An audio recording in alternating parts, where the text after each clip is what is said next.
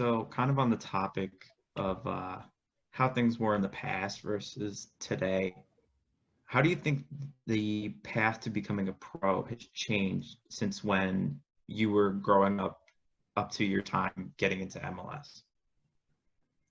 Okay. You guys be asking real heavy, big, broad questions, right?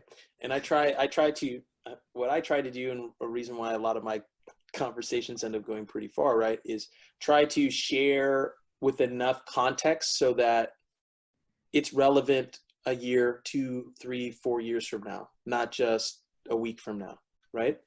And that's how you build a foundation to build something of value over time. And something that I try to get guys to really be mindful of when they are trying to set out on this path to make the professional level. The likelihood that you get to a professional level is a tenth of a percent. It's nearly impossible. And that's what I want everybody to understand when they're getting started. It doesn't mean it is impossible. It just means nearly.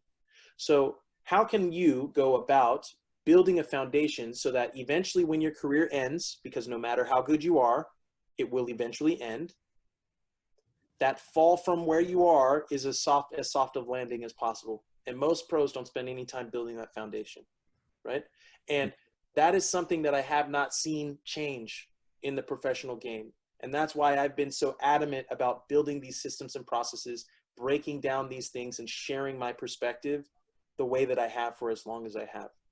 Because I see many players who are going, have or are going or are in the middle of their fall from grace, right? And there aren't many opportunities for them to tap into because the infrastructure hasn't been built for them. More importantly, they didn't build it for themselves. And that's what I really want guys to be focused on and thinking more about. Most people are thinking about who's doing stuff for me, and that's how most pros are thinking, as opposed to what am I building for myself. So from that perspective, that hasn't changed on the pro side, but I think it is changing, and it's in the process of changing because we're having conversations like this and other people are going to be listening and they're going to learn from it. And hopefully they'll learn for themselves the hard way, like me, making a bunch of mistakes and pissing people off along the way, or they'll learn from the mistakes from people like me who pissed people off and made a bunch of mistakes along the way, right? So the goal is to hopefully learn and share our experiences and share the lessons, so we can all kind of move forward together more quickly. So on that side, that's what I don't think has changed, but I think that's in route, right? I think the path to pro has become even more difficult and more cookie cutter because of the pay to play system, because of the academy system, because of the closed nature of MLS. It's looked at as more and more as a business every passing year. And because of that, most parents, most players aren't understanding the business of the game, which is why the likelihood and chance that they'll get to a professional level is even lower than when I'm starting out, right? Mm-hmm. The chances of you being a kid who grew up in Bakersfield, California, the hotbed of soccer players in the world, so that you heard that here first, getting to the college level, then getting to the MLS level, then getting to a position where they're having an 11-year career, having no contacts and no understanding of the game and starting from scratch, the likelihood that that happens today, now, when you say different, when I view it, is much less likely to happen unless I'm the one that's picking you out, right? Because most organizations are saying, okay, we want to go internal. We want to only pull from the kid that we've been investing from at our academy level since he was 13 years old.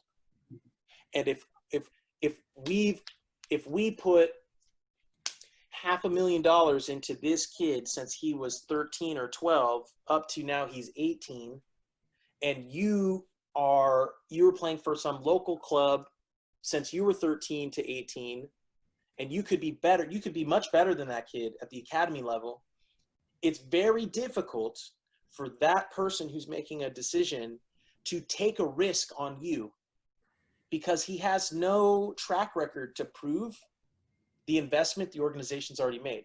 Because now, if you think about it, from the top down, they're going like, well, why are we investing in our academy and the people here if you're going to go outside of that and give those opportunities to other people outside.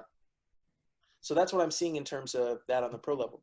But it's very interesting that that's what's happening on the grassroots level, or, you know, the youth level, when at the MLS level, it's we'd rather go and grab from outside than invest in our home domestic talent. Our home domestic talent, we want to pay pennies on the dollar. We don't want to give them anything. We want to nickel and dime them to death. But we'll go and spend a ridiculous amount of money off of someone from outside of the country, which is fine, but you're only doing it because you're buying them for the PR. You're hoping for the press and things that go along with that. But those, when they're coming here, they're not thinking of investing in the long term the way in which players like a Valeri did, right? Like a Piatti did. Like when those guys came over here, they're coming and investing for the long term. You see how they've grown with the league and all of that. But there's a lot now, that shift is coming where I think most guys are going like, you can go to America, get a fat payday, not have to win anything. The media doesn't kill you. You don't have to participate. You're not invested in anything.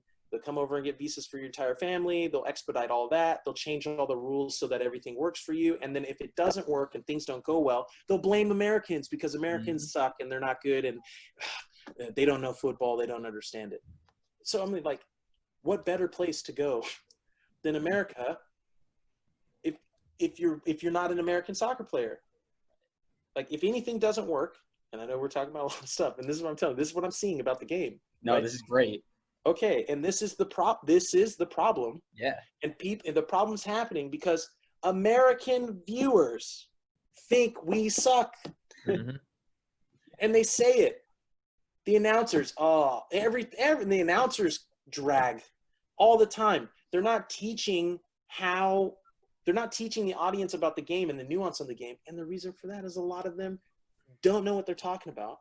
And they can't break it down. Their communication skills and levels are very low. But no one knows that because there's no one to compare them to, because there's no one else, there's no competing. You're just letting people who are ignorant about what they're talking about just spew endlessly because, hey, viewers, and they've been doing it for a long time. So, yeah man, you guys are getting me going.